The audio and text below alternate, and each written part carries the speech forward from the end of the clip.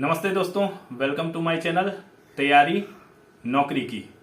तो आज हम फिर करंट अफेयर्स का टॉपिक लेके आए हैं। आज के जो घटनाक्रम देश विदेश में और खेल जगत में घटनाक्रम घटी है, उससे जो है हम अपना कंपटीशन एग्जाम के लिए जो टॉपिक्स हैं बेस्ट, उसके लिए हम आज फिर एक वीडियो लेके आए हैं और ये सीरीज कंटिन्यू जारी रहेगी और तैयारी जारी रहेगी नौकरी जब तक प्राप्त ना हो जाए। तो और एक चीज मैं और बताना चाहूंगा कि इस वीडियो के लास्ट में मैं आपको कुछ आज वो भी बताने दूंगा, जैसे वैकेंसीज किन की डिपार्टमेंटों में वैकेंसीज निकली हैं, वहां पे आप जाके भर सकते हैं। उसका लिंक भी मैं डिस्क्रिप्शन में डाल दूंगा उन वेबसाइटों के जहां पे जाके आप आवेदन कर सकते हैं। तो वो वीडियो के लास्ट में मैं सारा डिटेल्स आपको बता दूंगा कि किन किन डिपार्टमेंट में वैकेंसी निकली हुई हैं, जहां पे जाके आप आवेदन कर सकते हैं।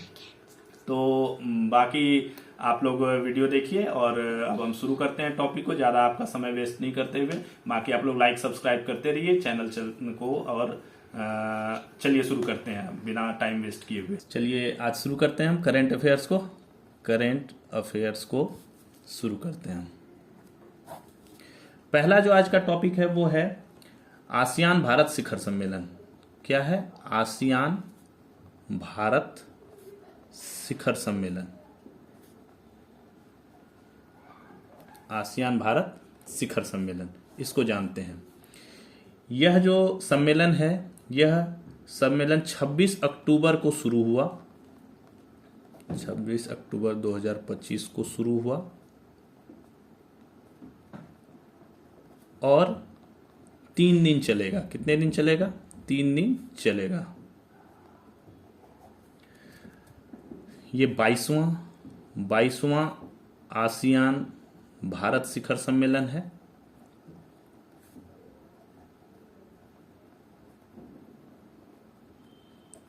इसको आज पीएम मोदी ने वर्चुअली एड्रेस किया। ठीक है। कहां पे हो रहा है ये? तो ये कुआलालंपुर में। कहाँ? कुआलालंपुर में। कुआलालंपुर कहाँ पे है? मलेशिया में हो रहा है। कुआलालंपुर मलेशिया में ये शिखर सम्मेलन हो रहा है। अब चलिए सबसे पहले हम जानते हैं कि ये आसियान क्या है। सबसे पहले तो मेन जो इसका ये है कि आसियान क्या चीज है। ASEAN आसियान क्या होता है? ASEAN ASEAN. आसियान का फुल फॉर्म है association of south east Asian Nations.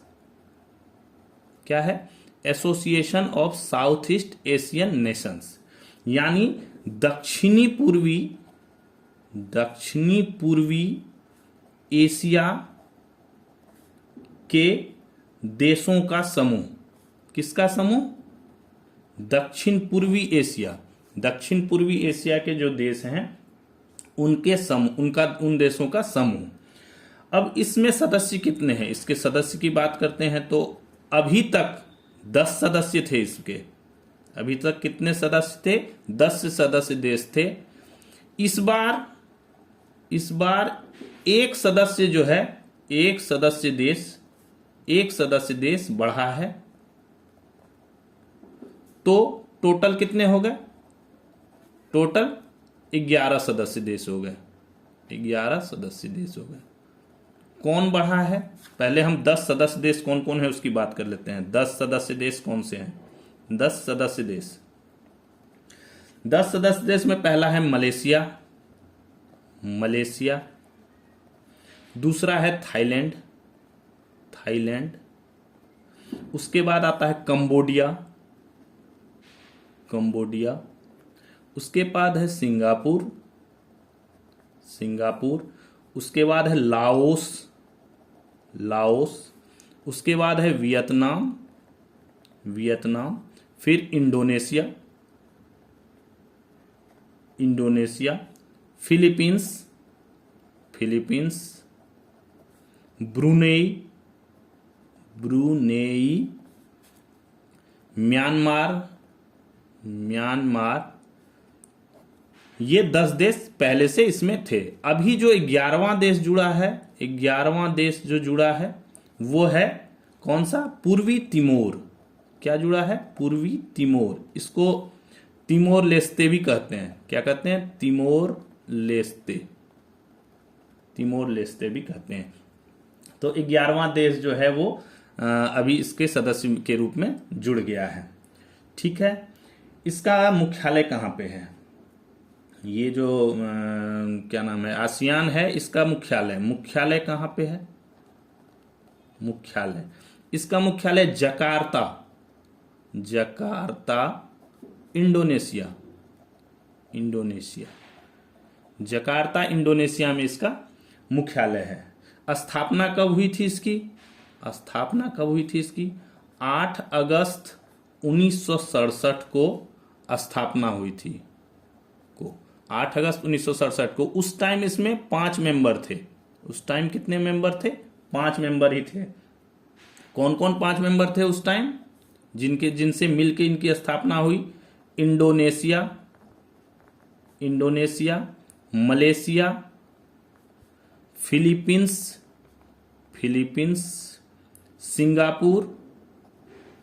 Singapore and Thailand. जब इसकी स्थापना 8 अगस्त 1967 को जब इसकी स्थापना की गई तो उस टाइम 5 मेंबर ही थे, 5 सदस्य देश ही थे। इंडोनेशिया, मलेशिया, फिलीपींस, सिंगापुर और थाईलैंड। बाद में 10 सदस्य देश हो गए। Malaysia, Thailand, Cambodia, Singapore, Laos, Vietnam, Indonesia, Philippines, Brunei, Myanmar. अभी इस साल 11वां देश जो जोड़ा गया है वो पूर्वी तिमोर लेस्ते को इसके सदस्य के रूप में ऐड किया गया है। ठीक है, अभी इसका जो ये संगठन है, इस संगठन का उद्देश्य क्या है? संगठन का उद्देश्य क्या है? प्रोमोट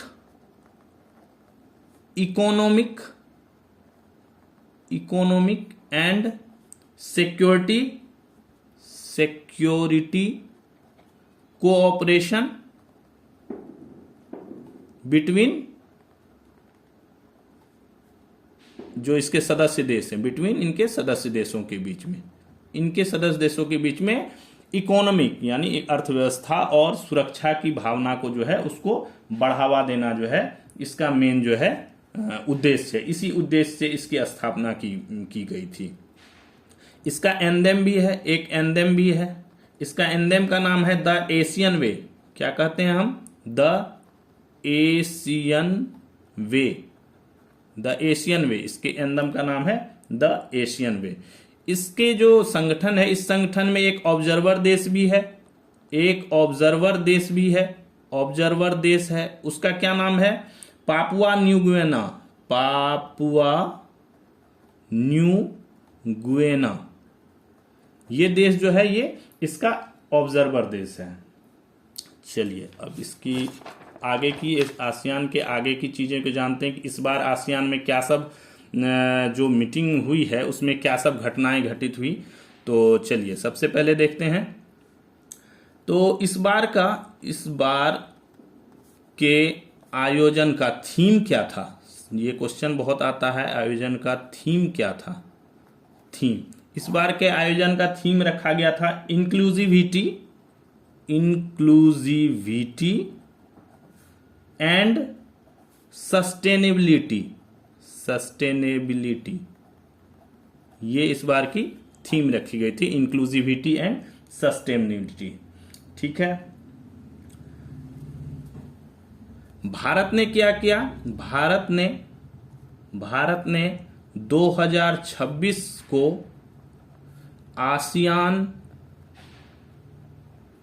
भारत समुद्री सहयोग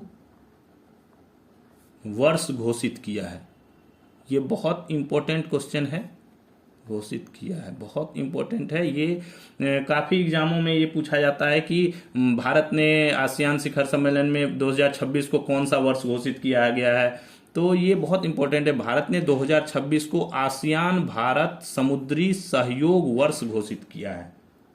इंग्लिश में अगर आता है तो year of maritime cooperation, year of maritime cooperation, confuse नहीं होना है, कोऑपरेशन ये सेम ही चीज, ईयर ऑफ मैरीटाइम कोऑपरेशन या आसियान भारत समुद्री सहयोग वर्ष घोषित किया गया है। ठीक है, अभी मलेशिया के पीएम कौन है? मलेशिया के पीएम अनवर इब्राहिम। कौन है? अनवर इब्राहिम। मलेशिया के पीएम अनवर इब्राहिम है। यही इसके चेयरमैन भी है। यही इस जो आसियान संगठन है, इसके चेयरमैन जो है मलेशिया के पीएम अनवर इब्राहिम है। इसके सेक्रेटरी जनरल कौन है? सेक्रेटरी जनरल काओ किम हॉर्न। काओ किम हॉर्न कंबोडिया के हैं। कहाँ के हैं? कंबोडिया के काओ किम हॉर्न जो हैं इसके सेक्रेटरी जनरल हैं। काओ किम हॉर्न कंबोडिया के इसके सेक्रेटरी जनरल हैं।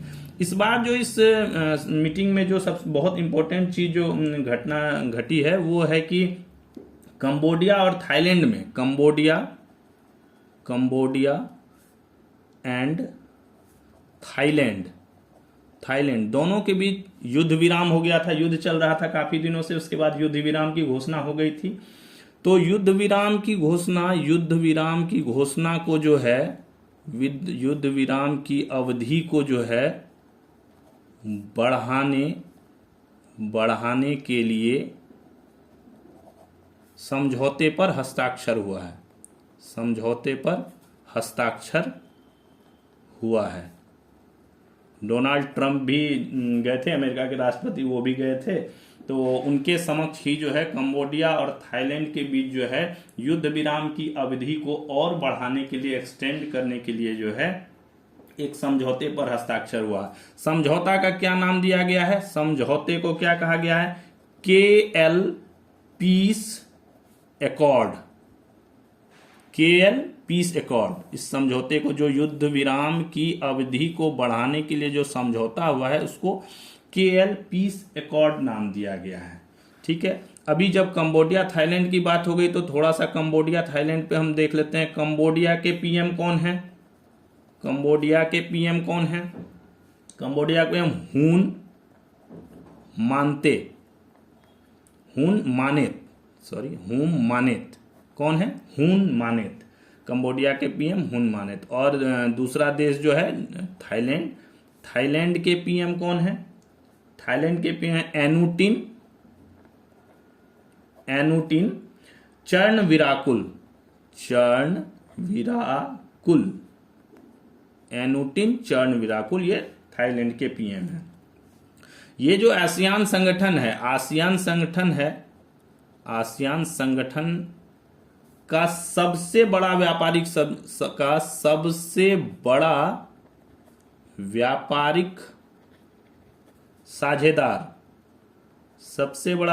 साझेदार कौन है? कौन सी कंट्री है? चीन। सबसे बड़ा व्यापारिक साझेदार चीन है। चीन के साथ इसका जो है सबसे ज्यादा जो है व्यापार का जो प्रक्रिया है वो व्यापार होता है। ये चीन के साथ सबसे ज्यादा इसकी व्यापारिक वो है। यह एक तरह से भारत, जापान, ऑस्ट्रेलिया के बीच सामरिक गलियारा भी है। भारत इसका सदस्य देश नहीं है। ये ध्यान रखने वाली चीज है। भारत इसका सदस्य देश नहीं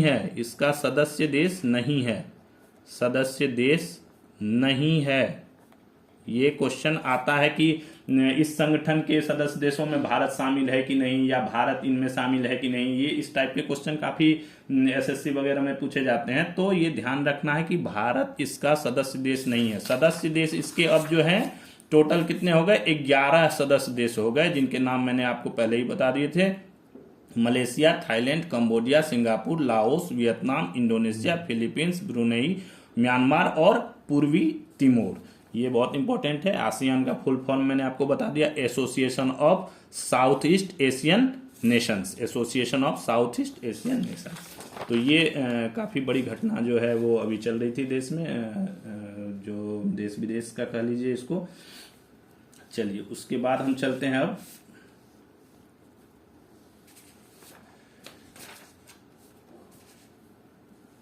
दूसरा टॉपिक है हमारा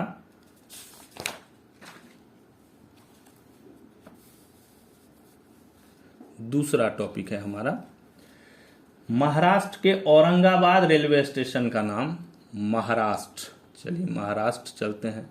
महाराष्ट्र के औरंगाबाद रेलवे स्टेशन का नाम बदलकर क्या कर दिया गया है? छत्रपति संभाजी नगर कर दिया गया है। छत्रपति संभाजी नगर कर दिया गया है। छत्रपति संभाजी नगर कर दिया गया है। छत्रपति संभाजी नगर, औरंगाबाद रेलवे स्टेशन जो महाराष्ट्र में पड़ता है उसका जो है नाम बदलकर छत्रपति संभाजी नगर कर दिया गया है। यह स्टेशन कहाँ है? यह स्टेशन कहाँ पे है? स्टेशन दक्षिण मध्य रेलवे के नांदेड़ मंडल में है। ये काफी क्वेश्चन आता है कि दक्षिण मध्य रेलवे के अंदर ये स्थित है कि नहीं, इस टाइप के क्वेश्चन जो है काफी आते हैं। 3 साल पहले औरंगाबाद का भी नाम बदला गया था। औरंगाबाद का भी नाम बदलकर क्या कर गया था? छत्रपति संभाजी नगर कर दिया गया था। 3 साल पहले औरंगाबाद का भी नाम बदलकर छत्रपति संभाजी नगर कर दिया गया था। अब जब छत्रपति संभाजी की बात हुई तो थोड़ा सा हम छत्रपति संभाजी के बारे में जान लेते हैं। छत्रपति संभाजी के बारे में थोड़ा सा, ज़्यादा डिटेल्स में नहीं जाएंगे। छत्रपति संभाजी के बारे में बेसिक चीज़ें हम जान लेते हैं। तो इनका जो जन्म और मृत्यु है, जन्म हुआ था 14 मई 1657 और इनकी मृत्यु हुई थी 11 मार्च 1689। ठीक है। इन्हें एक दूसरे नाम से भी जाना जाता था। इन्हें शंभू राजे भी कहा जाता था। शंभू राजे भी कहा जाता था। इन्हें क्या कहा जाता है? शंभू राजे। ठीक है। इन्होंने शासन कब से कब तक किया? ये मराठा के साम्राज्य के थे, तो शासन इनका जो है 1681 से 1689 के बीच इनका शासन रहा। 1681 से 1689, 8 साल के लगभग। ये कौन थे? द्वितीय छत्रपति थे। पहले छत्रपति कौन थे? पहले छत्रपति शिवाजी। कौन थे? शिवाजी।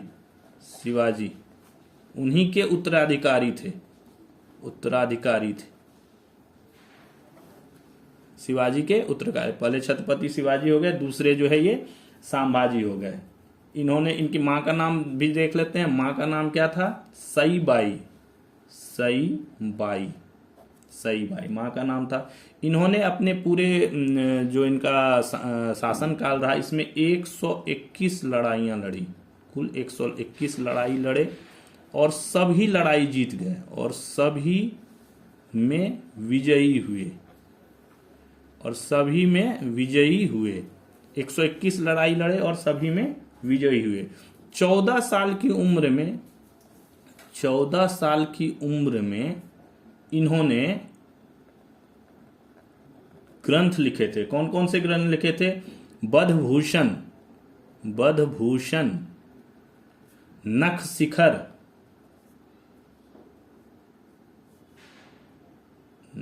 शिखर, और 7 शातक। ठीक है। और नायिका भेद नायिका भेद, ये सारी जो है इन्होंने ग्रंथ लिखे थे। 14 साल की ही उम्र में इन्होंने ये सारा ग्रंथ लिख दिया था। इन्हें एक उपाधि भी दी गई थी, धर्मवीर की उपाधि दी गई थी, धर्मवीर की उपाधि दी गई थी, इन्हें धर्मवीर की उपाधि दी गई थी। इन्हें मारा किसने? मुगलों ने, मुगलों ने मारा। किसने? औरंगजेब, औरंगजेब। अभी आप लोगों ने देखा होगा, अभी कुछ दिन पहले जो है एक फिल्म भी आई थी इनके ऊपर, जो छवा नाम से फिल्म थी, उसमें इनको, इनके बारे में, इनकी जीवनी और इनके संघर्ष को, और औरंगजेब ने काफ़ी यातनाएं देकर इनको मारा, तो उसके बारे में काफ़ी उस मूवी में बताया गया है। बट हमें तो ये जाना, औरंगजेब ने इनकी जो है काफ़ी यातनाएं देने के बाद बंदी बनाकर इनकी और इनके एक कवि थे कलश, उनको जो है दोनों को एक साथ जो है मारा था। काफ़ी दिन तक इनको बंदी बना के काफ़ी यातनाएं दी थी। तो ये थोड़ा सा बेसिक डिटेल था छत्रपति संभाजी के बारे में। चलिए अब हम अगले टॉपिक पे चलते हैं। तीसरा हमारा टॉपिक है आज, इस वर्ष क्या हो रहा है? सिखों के 9वें गुरु गुरु तेग बहादुर जी की 350वीं शहीदी दिवस मनाया जा रहा है। 9वें गुरु, 9वें गुरु कौन थे? गुरु तेग बहादुर, गुरु तेग बहादुर की 350वीं शहीदी दिवस मनाया जा रहा है। ठीक है। इसमें जो है पंजाब में जो है काफी कार्यक्रम होंगे, काफी कार्यक्रम का आयोजन होगा। ठीक है। ये जो कार्यक्रम है ये कब से कब तक चलेगा? तो 27 अक्टूबर 2025 से 30 नवंबर 2025 तक चलेगा। कब से चलेगा? एक महीने से लगभग ज़्यादा समय तक चलेगा। इसमें 23, 24 और 25 नवंबर को जो है काफ़ी विश्व स्तरीय कार्यक्रम होंगे, विश्व स्तरीय कार्यक्रम होंगे। 23, 24, 25 नवंबर को इसमें काफ़ी सारे विश्व स्तरीय कार्यक्रम का आयोजन किया जाएगा। मुख्य कार्यक्रम स्थल कौन सा है? मुख्य कार्यक्रम स्थल होगा श्री आनंदपुर साहिब, श्री आनंदपुर साहिब पंजाब। यहाँ पे एक टेंट सिटी भी बनाई गई है। इस चीज के लिए यहाँ पे क्या बनाई गई है? टेंट सिटी बनाया गया है, टेंट सिटी बनाया गया है। और उसको नाम दिया गया है, क्या नाम दिया गया? चक नानकी। क्या नाम दिया गया है? चक नानकी। इस टेंट सिटी को चक नानकी नाम दिया गया है। इन कार्यक्रमों में 28 राज्यों के सीएम को निमंत्रण दिया गया है, 28 राज्यों के सीएम को बुलाया गया है, 28 राज्यों के सीएम को बुलाया गया है। और इसके कुछ और 2-4 पॉइंट हैं इंपॉर्टेंट, जो हम देख लेते हैं। अभी इसके कुछ और पॉइंट्स हैं। इस अवसर पर जो है पहली बार पंजाब के इतिहास में पहली बार यह होगा कि 24 नवंबर 2025 को पंजाब के इतिहास में पहली बार विधानसभा का विशेष सत्र, जो विधानसभा का विशेष सत्र होता है वो श्री आनंदपुर साहिब स्थित भाई जैता जी के मेमोरियल में होगा। ये पंजाब के इतिहास में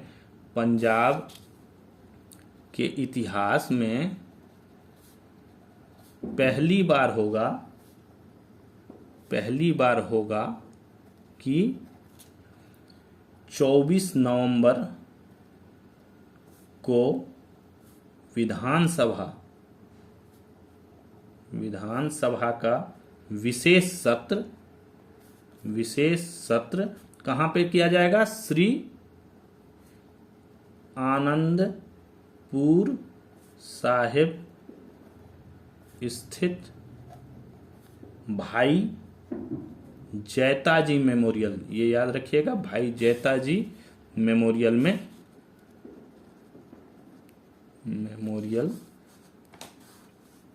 में किया जाएगा। ठीक है, ये पहली बार हो रहा है, बाकी इससे पहले तो विधानसभा में होता था, लेकिन शहीदी दिवस के उपलक्ष्य में जो है ये विधानसभा का विशेष सत्र का आयोजन किया जाएगा। स्कूल कॉलेजों में भी विशेष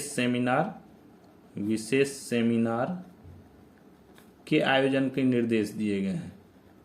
आयोजन का निर्देश दिया गया है।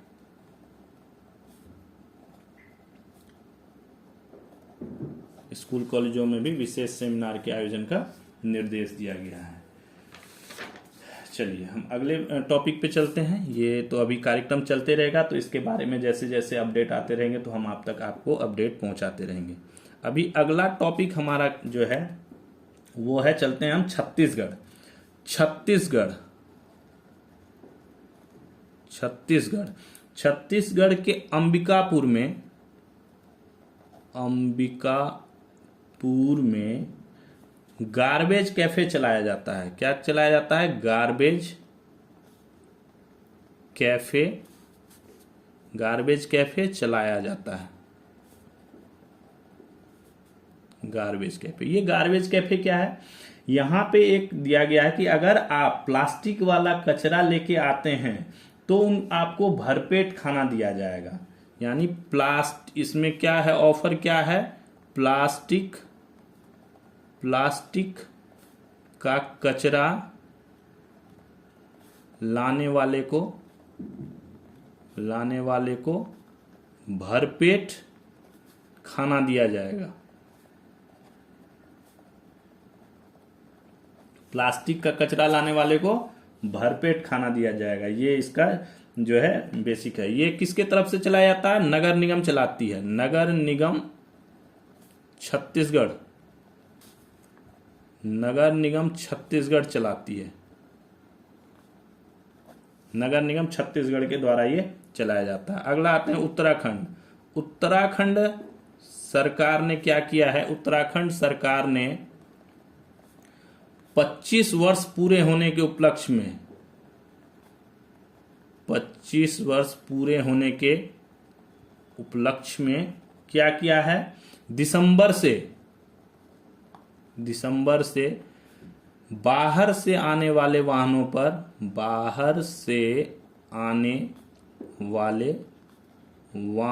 पर क्या किया है? वाहनों पर ग्रीन सेस वसूली की घोषणा कर दी गई है। ग्रीन सेस वसूली की घोषणा कर दी है। यानी जो बाहर से गाड़ियां आएंगी उनसे एक एक्स्ट्रा टैक्स लिया जाएगा। ग्रीन सेस करके जो है एक्स्ट्रा टैक्स जो है उनसे लिया जाएगा, वसूला जाएगा। अब जब उत्तराखंड की बात हो रही है तो उत्तराखंड के सीएम कौन है? उत्तराखंड सीएम कौन है? पुष्कर धामी, श्री पुष्कर धामी। कौन है? पुष्कर धामी। ये आपको पता ही होगा, आप जो तैयारी कर रहे होंगे उनको तो ये सीएम और वगैरह की जानकारी होगी। स्टेटों के जितने भी सीएम हैं, उत्तराखंड के सीएम अभी श्री पुष्कर धामी हैं। चलिए अभी हम अगले टॉपिक की ओर चलते हैं। हमारा अगला टॉपिक है, चीन ने क्या किया है? चीन के भारतीय दूतावास में क्या हुआ है? रविंद्रनाथ टैगोर की प्रतिमा लगाई गई है। दूतावास में रविंद्रनाथ टैगोर की प्रतिमा लगाई गई है। इसके जो मूर्ति है, मूर्ति को किसने बनाया है? चीनी मूर्तिकार कौन? युआन शिकुन ने बनाया है। मूर्ति को चीनी मूर्तिकार युआन शिकुन ने बनाया है। अब चीन की बात हो रही, चीन भारतीय दूतावास की भी होती है, तो चीन में हमारे भारतीय राजदूत कौन है? चीन में भारतीय राजदूत कौन है? भारतीय राजदूत प्रदीप रावत। प्रदीप रावत याद रखना, ये याद रखने वाली चीज है कि चीन में हमारे भारतीय राजदूत कौन है? प्रदीप रावत, अभी वर्तमान में। ठीक है, अगला टॉपिक पे चलते हैं। पल्स पोलियो अभियान। पल्स पोलियो अभियान। पल्स पोलियो अभियान। पल्स पोलियो अभियान कब शुरू हुआ? 1995 में। कब शुरू हुआ? 1995 में। अभी WHO के अनुसार, WHO का फुल फॉर्म क्या है? WHO का full form world health organization. इसके WHO के अनुसार, WHO कहता है कि अब सिर्फ 2 देश ऐसे हैं जहां पे पोलियो वायरस के मामले बचे हुए हैं। सिर्फ 2 देश में पोलियो वायरस के मामले बचे हैं। वे 2 देश कौन है? पहला पाकिस्तान, दूसरा अफगानिस्तान। यानी पाकिस्तान और अफगानिस्तान 2 ही जगह पे जो है अभी पोलियो के मामले बचे हैं। बाकी पूरे विश्व में पोलियो जो है वो समाप्त हो गया है। ये बहुत अच्छी चीज है। पोलियो जो है वो, पोलियो का वायरस जो है पूरे विश्व से उन्मुक्त हो जाएगा। अब पोलियो की बात हुई है, तो इसका टीका किसने बनाया था? टीका बनाया किसने? बहुत फेमस है, काफी एग्जाम में ये क्वेश्चन पूछा जाता है, बहुत जगहों पे ये क्वेश्चन आते रहता है कि इसका टीका किसने बनाया, पल्स पोलियो का टीका जो है वो किसने बनाया? Doctor Jonas Salk. डॉक्टर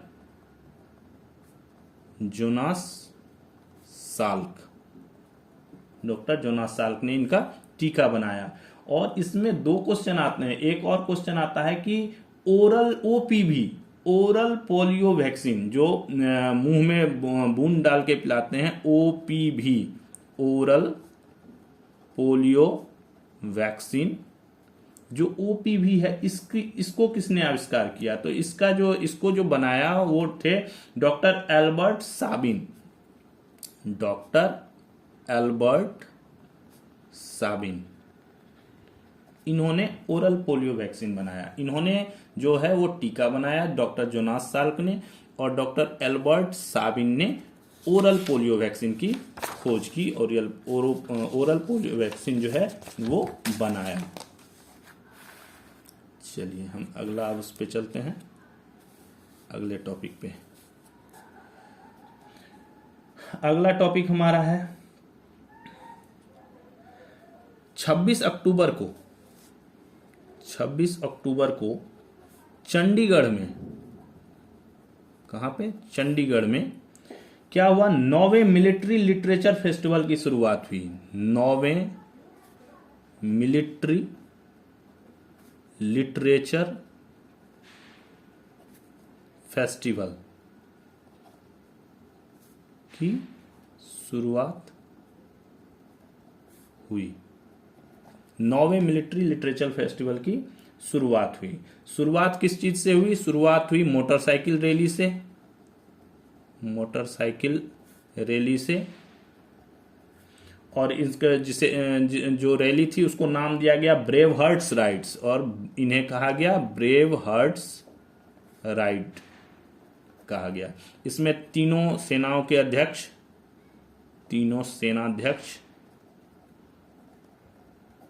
शामिल थे।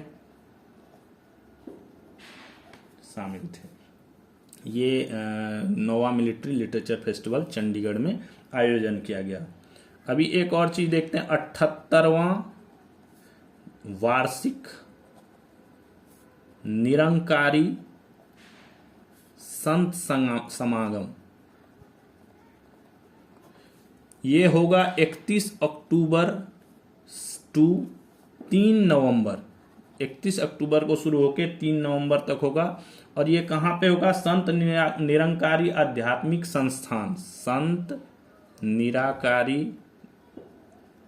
निरंकारी आध्यात्मिक संस्थान, कहाँ पे है ये?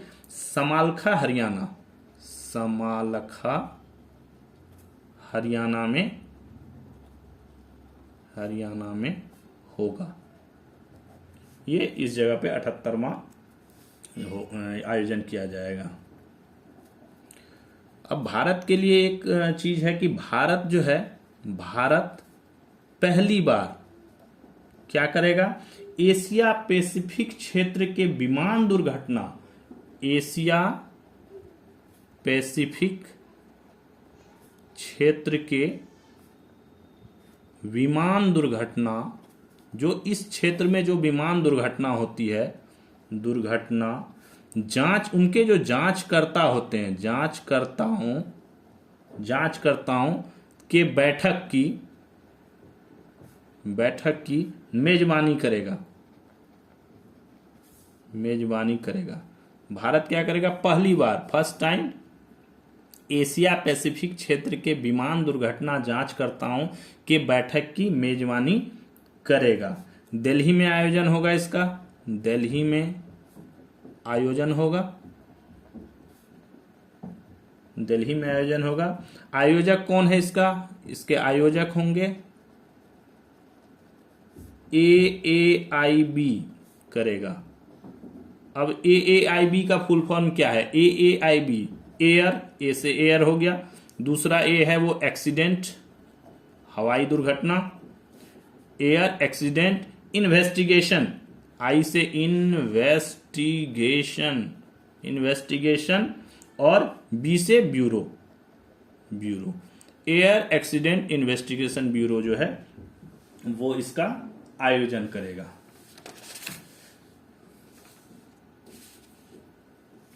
अब चलिए अगला टॉपिक है, अभी बहुत फेमस चीज एक आया है कि चक्रवात मोथा।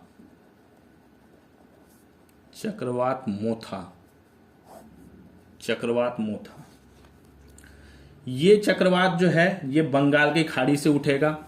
चक्रवात शुरुआत कहां से हो रही है? बंगाल की खाड़ी से उठेगा। ठीक है, ये टकराएगा कहां? जब जमीन पे ये आएगा तो ये टकराएगा कहां? तो आंध्र प्रदेश के मछलीपट्टनम एवं कलिंगापट्टनम के बीच काकीनाडा के पास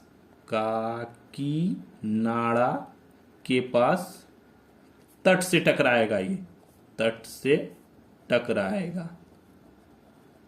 आंध्र प्रदेश के मछलीपट्टनम एवं कलिंगापट्टनम के बीच काकीनाडा एक जगह है, काकीनाडा तट है, उसके पास ये तट से टकराएगा। तो ये जो चक्रवात है इससे अफेक्टेड राज्य कौन से होंगे? आंध्र प्रदेश, पश्चिम बंगाल, उड़ीसा, तमिलनाडु, ये 4 राज्य जो है मुख्य रूप से इससे प्रभावित होंगे।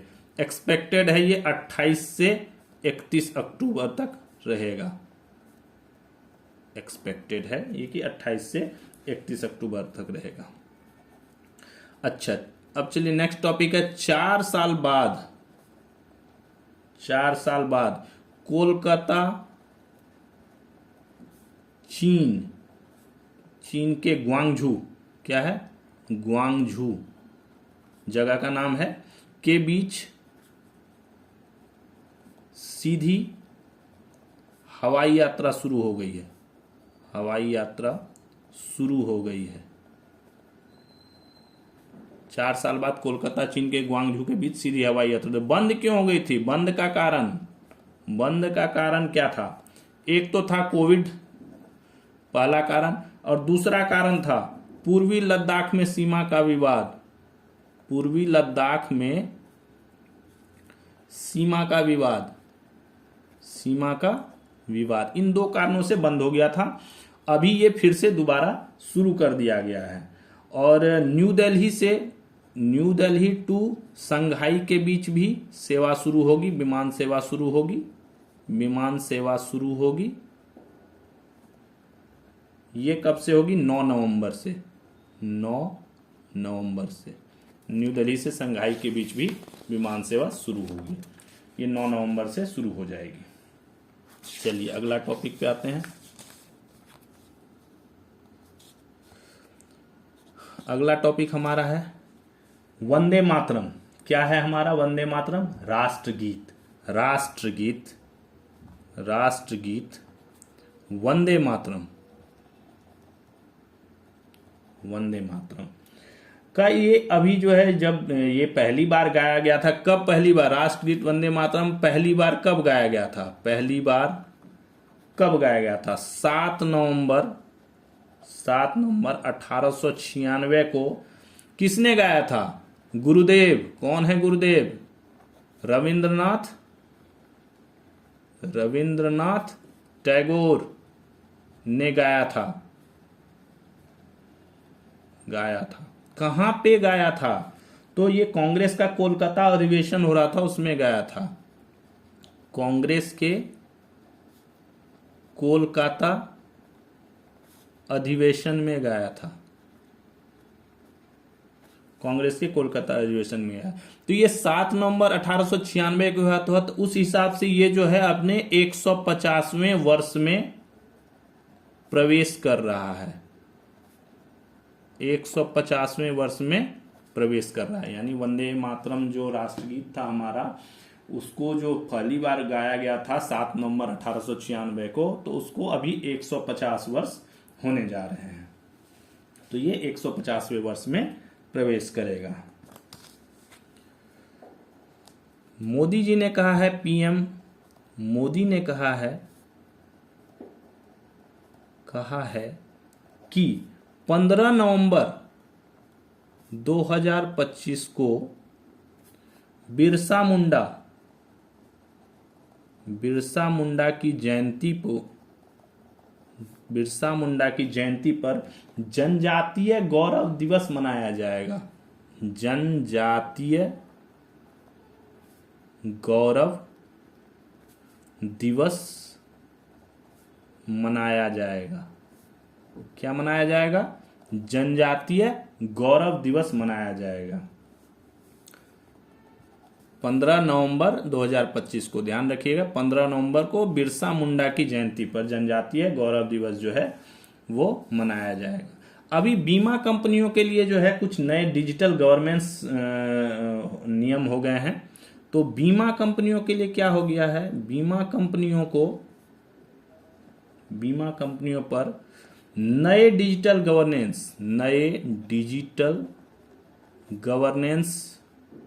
गवर्नेंस के तहत क्या होगा? क्या इस पे लागू हुआ है? ग्राहक का डेटा किस में रखना पड़ेगा? डिजिटल फॉर्मेट में रखना होगा। डिजिटल फॉर्मेट में इसका डाटा जो भी डाटा होगा, केवाईसी, क्लेम, पॉलिसी, ईटीसी, जो भी उससे रिलेटेड जो भी डॉक्यूमेंट्स होंगे वो कहां पे? डिजिटल फॉर्मेट रखेंगे। पेपर कॉपी मान्य नहीं होगा। पेपर कॉपी मान्य नहीं होगा। पेपर कॉपी मान्य नहीं होगा। हर साल एआई के माध्यम से ऑडिट करवाना पड़ेगा। हर साल एआई के माध्यम से इसको ऑडिट भी करवाना पड़ेगा। ठीक है। डाटा हैक या लीक होने पर साइबर इंश्योरेंस जरूरी होगा। साइबर इंश्योरेंस जरूरी होगा। ये सब चीजें नए डिजिटल गवर्नेंस के तहत बीमा कंपनियों को जो है लागू करने के लिए निर्देश दिया गया है और ये मैंडेटरी हो गया है कि ये लागू करना ही पड़ेगा, इसके बिना मान्य नहीं होगा बीमा कंपनियों का। चलिए हम अगले टॉपिक पे आते हैं। एक अगला टॉपिक हमारा ब्लू बर्ड 6। क्या है ब्लू बर्ड 6? क्या चीज है ये ब्लू बर्ड 6?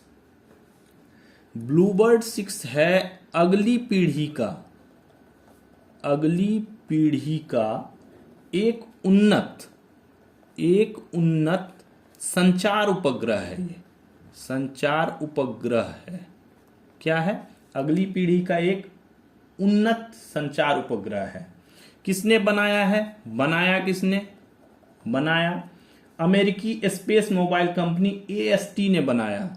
अमेरिकी स्पेस मोबाइल कंपनी AST ने बनाया है इसको। ठीक है। इसरो क्या कर रहा है? इसरो इसे जो है LVM-3 रॉकेट के जरिए लॉन्च करने की योजना बना रहा है। इसरो क्या कर रहा है? इसरो प्लान कर रहा है। इसरो क्या प्लान कर रहा है? LVM-3 रॉकेट के जरिए इसे लॉन्च करने की योजना बना रहा है। ये जो है सबसे भारी वाणिज्यिक उपग्रह होगा। वजन कितना होगा इसका? 6.5 टन वजन है इसका। 6.5 टन वजन है। इसको कैसे लाया गया? इसको लाने के लिए दुनिया के सबसे बड़े मालवाहक विमान से इसको लाया गया। एंटोनोव, दुनिया का सबसे बड़ा मालवाहक विमान है एंटोनोव, जिसको यूक्रेन ने बनाया है। उससे इसको भारत लाया गया है। दुनिया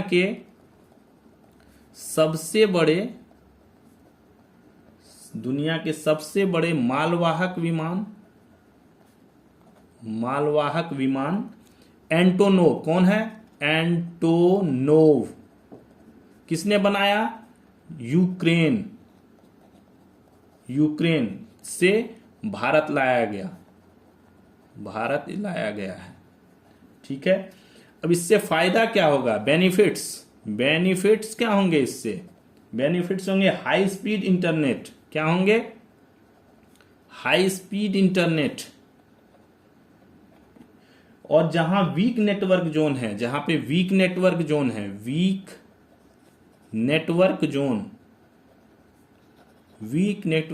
में इस जो है ये डिजिटली ज्यादा काम करेगा, उसको कवर करेगा। ये ब्लूबर्ड 6 नाम से जो है ये है ब्लूबर्ड 6 नाम से संचार उपग्रह जो है वो बनाया गया है। चलिए आगे चलते हैं। नेक्स्ट हमारा जो मुद्दा है वो है कुछ पुस्तकों का विमोचन किया गया है। आइए उनके बारे में जान लेते हैं।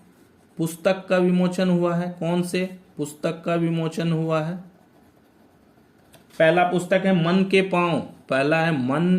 के पांव। जो भी कॉम्पिटिटिव एग्जाम्स है उसमें पुस्तक से रिलेटेड क्वेश्चन जरूर आते हैं कि ये पुस्तक के लेखक कौन है, इनके लेखक कौन है। और जो करंट में जो पुस्तक ये लॉन्च हुए हैं, कल लॉन्च हुए हैं, ये मन के पांव, इनके लेखक हैं डॉक्टर अनीता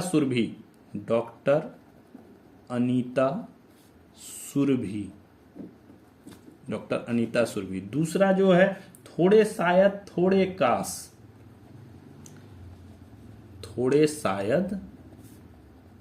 काश। क्या ये थोड़े शायद थोड़े काश? इसके जो लेखक हैं हर्षदेव चोपड़ा। कौन है? हर्षदेव चोपड़ा इसके लेखक हैं। ये 2 पुस्तकों का विमोचन कल किया गया है। तो इन 2 पुस्तकों से जो है क्वेश्चन आ सकते हैं कि इनके लेखक कौन हैं, इनके रचनाकार कौन हैं। ठीक है। अभी चलिए अगला टॉपिक पे आते हैं। पंजाब सरकार ने क्या किया था? पंजाब सरकार ने 2023-24 के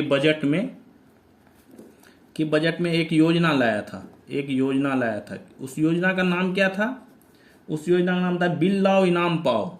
बिल लाओ इनाम पाओ, ये योजना थी। इस योजना का मुख्य उद्देश्य क्या था? जीएसटी राजस्व को बढ़ाना।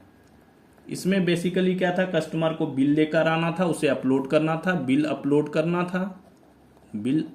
करना था और उसके बाद लकी ड्रॉ से प्राइज मिलता था। ये योजना लाए थे पंजाब सरकार ने। अगला टॉपिक पे चलते हैं। अगला टॉपिक बात थेनकुडू। क्या है? थेनकुडू। ये क्या? बेसिकली कहानियों की किताब है।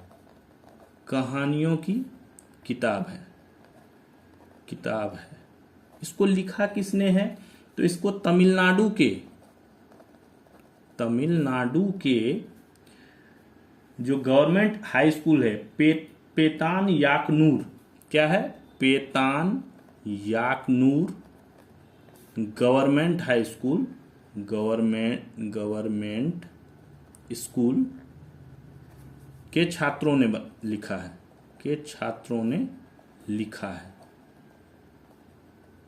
ठीक है, छात्रों ने मिलकर इसे तमिल में लिखा है। तमिल भाषा में है ये ध्यान रखिएगा। तमिल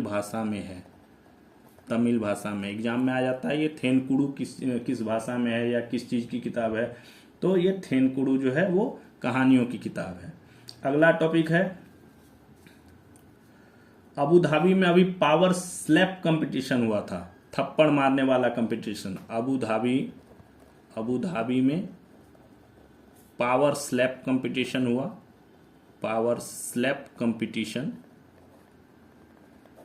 विनर कौन हुआ इसमें? पहला सिख चैंपियन बना है जुझार सिंह। पहला सिख चैंपियन हुआ है जुझार सिंह।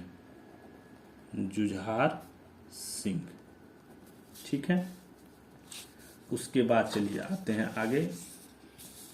अब चलते हैं अमेरिका के हार्वर्ड यूनिवर्सिटी। क्या है? हार्वर्ड यूनिवर्सिटी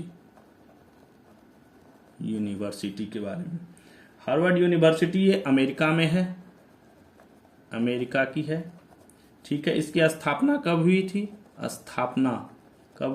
28 अक्टूबर 1636 को स्थापना हुई।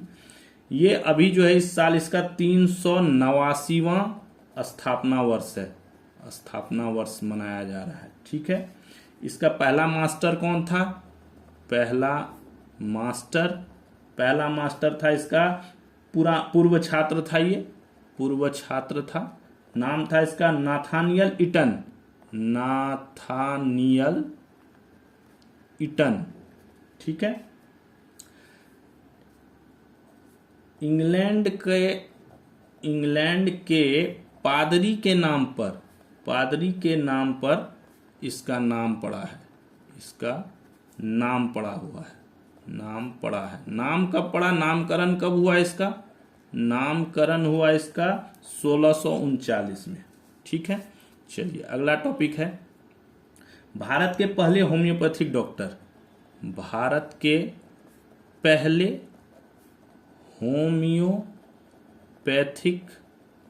डॉक्टर कौन थे? डॉक्टर महेंद्र लाल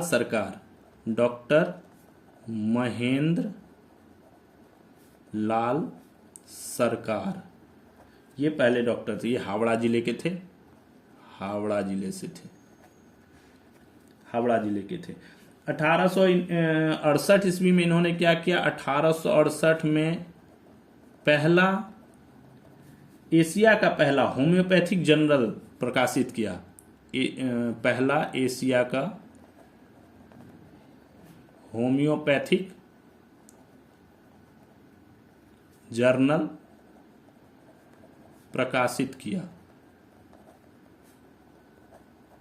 दूसरा इन्होंने क्या किया? 1881 में कोलकाता में होम्योपैथिक मेडिकल कॉलेज की स्थापना की। होम्योपैथिक मेडिकल कॉलेज की स्थापना की। ठीक है, चलिए अगला टॉपिक है। अगला टॉपिक है हमारा दिल्ली की होटल अशोका। दिल्ली की होटल अशोका, या इसका दूसरा नाम है उसका द अशोका। ये क्या है? भारत की पहली सरकारी 5 स्टार होटल है। सरकारी 5 स्टार होटल है, पहली सरकारी 5 स्टार होटल है। 30 अक्टूबर 1956 को जो है यह बनाया गया। ठीक है, 1957 में जो है जब यूनेस्को का 9वां सम्मेलन में इसका जो है ये यूज हुआ था। 30 अक्टूबर 1956 को जो है ये बनकर तैयार हो गया था। अब अगला हम चलते हैं लीबिया में।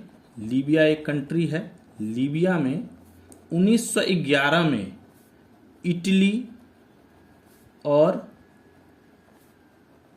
ऑटोमन एम्पायर के बीच लड़ाई चल रही थी, के बीच युद्ध चल रहा था। युद्ध के दौरान इटालियन वायुसेना के लेफ्टिनेंट जूलियो गावोत्ती ने पहली बार क्या किया? पहली बार किसी देश पर विमान से बम गिराया। किसी देश पर विमान से बम गिराया। किसी देश पर विमान से उन्होंने उस पर बम गिराया। ठीक है, ये लीबिया में 1911 ईस्वी की घटना हुई थी। चलिए आगे हम अगला टॉपिक लेते हैं। भारत में संपत्ति का बंटवारा किस हिसाब से होता है? अगर आप जिस उसके हैं कैटेगरी के हैं तो उसको किस हिसाब से होता है? तो भारत में संपत्ति का बंटवारा बहुत इंपॉर्टेंट चीज है। भारत में संपत्ति का बंटवारा, अगर ईसाई है, यहूदी है, पारसी है, तो क्या होगा? इसको किस हिसाब से बंटवारा होगा? भारतीय उत्तराधिकार कानून कौन सा? 1925 के हिसाब से। अगर हिंदू है, सिख है, जैन है, बौद्ध है, तो हिंदू उत्तराधिकार कानून 1956 के अनुसार बंटवारा होगा। और अगर मुस्लिम है तो मुस्लिम पर्सनल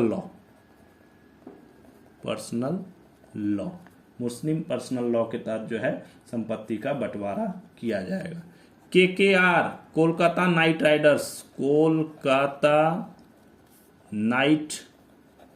राइडर्स, इसके नए कोच बन गए हैं। नए कोच कौन बना? अभिषेक नायर को नया कोच बनाया गया है। और किसको रिप्लेस किया? पुराने कौन थे? चंद्रकांत पंडित। इनको जो है रिप्लेस करके अभिषेक नायर को जो है वो अपना कोच बनाया है। रूस ने क्या किया है? रूस ने पहला परमाणु इंजन वाली क्रूज मिसाइल तैयार की है। क्या है? परमाणु इंजन से चलने वाली क्रूज मिसाइल तैयार की है। नाम क्या है इसका? बुरेवेस्टनिक। क्या है? बुरेवेस्टनिक नाम है। ठीक है, इसका सफल परीक्षण किया गया। इसका रेंज कितना है? रेंज असीमित है। रेंज लगातार महीनों तक उड़ सकता है। ये लगातार महीनों तक उड़ सकता है, महीनों तक उड़ सकता है। रेंज इसकी असीमित है। किसी भी रक्षा प्रणाली को भेज सकता है, किसी भी रक्षा प्रणाली को भेज सकता है, किसी भी रक्षा प्रणाली को भेज सकता है। यह दुनिया में किसी और के पास नहीं है। ऐसा हथियार दुनिया में किसी देश के पास नहीं है, किसी देश के पास नहीं है। यह ऐसा हथियार है जो दुनिया में किसी भी देश के पास नहीं है। ठीक है। इसका परीक्षण कब किया गया? परीक्षण कब किया गया? 21 अक्टूबर को इसका परीक्षण सफलतापूर्वक किया गया है। ये रूस की परमाणु इंजन से चलने वाली पहली क्रूज मिसाइल तैयार किया है रूस ने। अब चलते हैं हम खेल जगत की ओर। तो खेल में पहला टॉपिक है महिला वर्ल्ड कप 2025। महिला वर्ल्ड कप 2025, महिला वर्ल्ड कप 2025 क्या हुआ है? बारिश से सबसे ज्यादा प्रभावित होने वाला संस्करण हो गया है ये। बारिश से सबसे ज्यादा प्रभावित होने वाला संस्करण हो गया है ये। 5 से ज्यादा मैच रद्द हो गए। 5 मैच जो है मैच रद्द हो गए हैं। 5 मैच रद्द हो गए हैं। जो हमारे अपने इसकी है रणजी ट्रॉफी है। रणजी ट्रॉफी क्या है? देश की सबसे प्रतिष्ठित घरेलू टूर्नामेंट, प्रतिष्ठित घरेलू टूर्नामेंट है। टूर्नामेंट कौन सी है? Ranji trophy. Ranji trophy, Ranji trophy में क्या हुआ? 26 अक्टूबर को सबसे छोटा मैच हुआ। सबसे छोटा मैच हुआ कितने गेंद का? मात्र 540 गेंद ही डाली गई। तो क्या हुआ इसमें? 540 गेंद ही डाली जा सकी। 540 गेंद ही डाली जा सकी इस टूर्नामेंट में, और ये सबसे छोटा रहा। मुकाबला किसके किसके बीच था? मुकाबला किसके किसके बीच था? असम और सर्विसेस की एलाइट ग्रुप सी, सर्विसेस के एलिट ग्रुप सी के बीच ये मुकाबला खेला गया था, जिसमें जो है सबसे छोटा मैच रहा। अब चलते हैं विंबलडन की ओर। स्विट्जरलैंड की टेनिस स्टार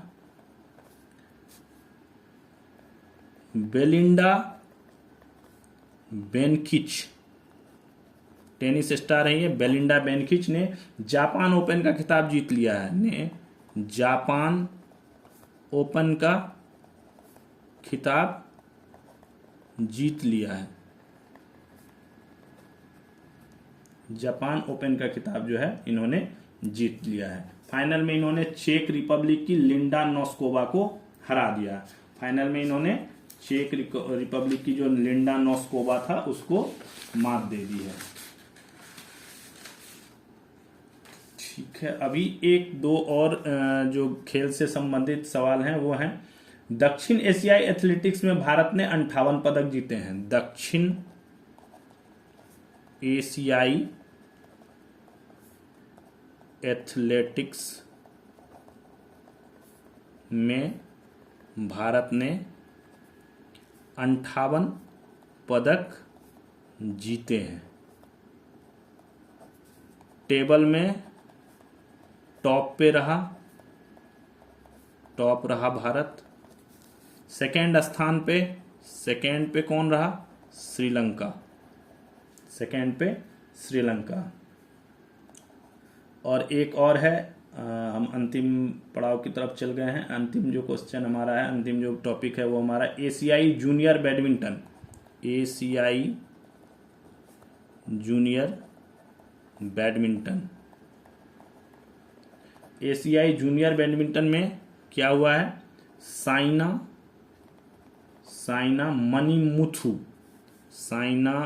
मणिमुथु और दीक्षा सुधाकर ने स्वर्ण जीता है। इन्होंने स्वर्ण जीता है। तो इसके साथ जो है ये चीन में आयोजन हो रहा था। चीन में आयोजन हो रहा था इसका।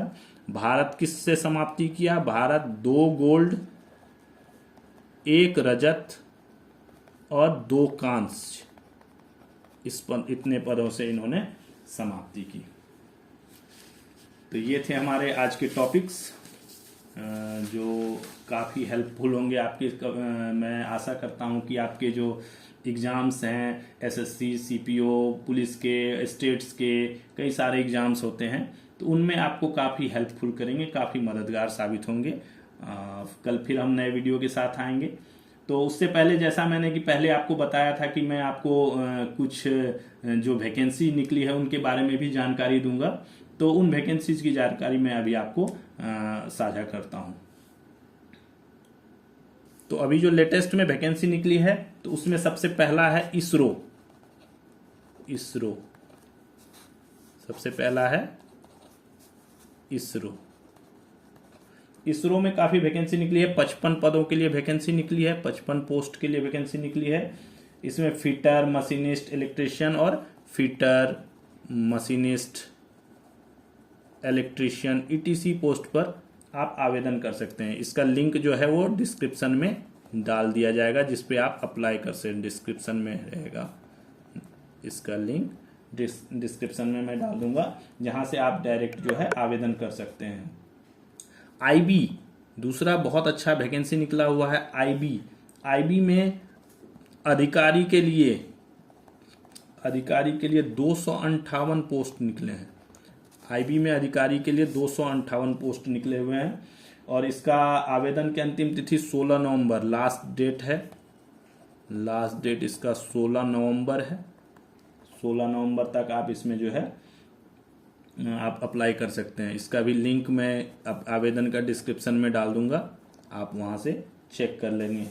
ठीक है। तीसरा है पावर ग्रिड में भी जो है पावर ग्रिड में भी 27 पदों पर बहाली निकली है। 27 पदों पर बहाली निकली है। ठीक है। चौथा है NTPC खनन लिमिटेड में भी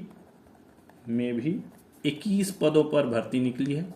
21 पदों पर भर्ती निकली है। 21 पदों पर भर्ती निकली है। और एम्स मदुरई AIIMS मदुरई में भी 84 पदों पर अलग अलग ट्रेड में भर्ती निकली है। इन सभी जो भी वैकेंसीज हैं इनके आवेदन का जो है आवेदन का लिंक आपको डिस्क्रिप्शन में मिल जाएगा। तो ये थे दोस्तों कुछ पोस्टों के आवेदन जिन पे वैकेंसियाँ निकली हुई, तो आप इनके वेबसाइट्स पे जाके जो है आवेदन भर सकते हैं, अपना आवेदन कर सकते हैं। तो चलिए फिर सेशन की समाप्ति करते हैं। और हमने जो है ये जो वीडियो बनाया, ये वीडियो आपको कैसा लगा इसके कमेंट में बताएं। कुछ सुधार या और किसी स्पेशल टॉपिक पे आप वीडियो चाहते हैं तो उसकी जानकारी दें, हम आपको उसकी वीडियो बना के भेजेंगे। रिसर्च करके उस टॉपिक के बारे में अच्छे से सारा चीज़ जानकारी एकत्रित करके आपको हम ये भेजेंगे। कल फिर मिलते हैं एक नए वीडियो के साथ। करंट अफेयर्स का फिर टॉपिक जारी रहेगा, ये सीरीज चलते रहेगा। कल फिर मिलते हैं एक नए वीडियो के साथ। तब तक आप लोग चैनल को लाइक सब्सक्राइब जरूर कर दीजिए, जिससे हमें मोटिवेशन मिलता रहे। तो कल फिर मिलते हैं नए वीडियो के साथ। थैंक यू, शुभ रात्रि, जय हिंद।